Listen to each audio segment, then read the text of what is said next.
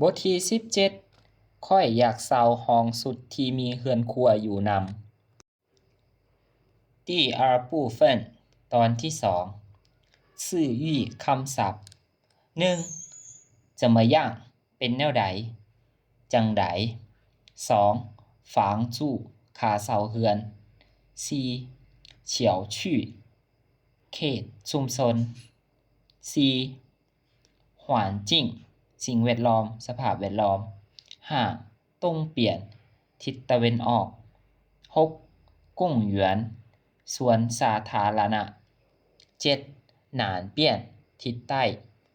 8. หยวนต้งช้างสนามกีฬาสนามออกกำลังกาย 9. เฉาสือซุปเปอร์มาร์เก็ต 10. พังเปลี่ยนทั้งข้าง 11. ข่าวหรือพิจารณา 12. อิงกายควรจะ课文2บทเรียนที่2马克昨天我去看了一套房子มื้อวานข้อยไปเบิ่งแล้วห้องหนึ่งปัวเสี่ยวจะมาย่างเป็นจังใดเป็นแนวใด马克房租有一点贵一个月2500ห้องเช่าแพงหน่อยนึงเดือนละ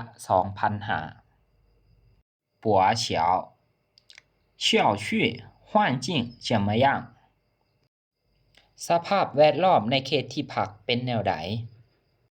马克环境还可以小区东边是一个公园南边有一个圆动场สภาพแวดล้อมได้อยู่ทางเหนือของชุมชนมีสวนสาธารณะทางใต้มีสนามกีฬาปัวเฉียว附近有超市吗แถวใกล้ๆมีซุปเปอร์มาร์เก็ตบ่马克药具旁边有一个大超市ทางข้างห้องการไปรษณีย์มีตลาดใหญ่ปัวเฉียว你想住吗เจ้าอยากเช่าบ่马克我考虑ข้อ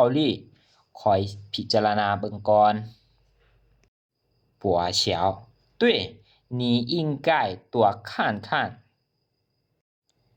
เจ้าควรไปเบิ่งบ่อนอื่นให้หลายๆแด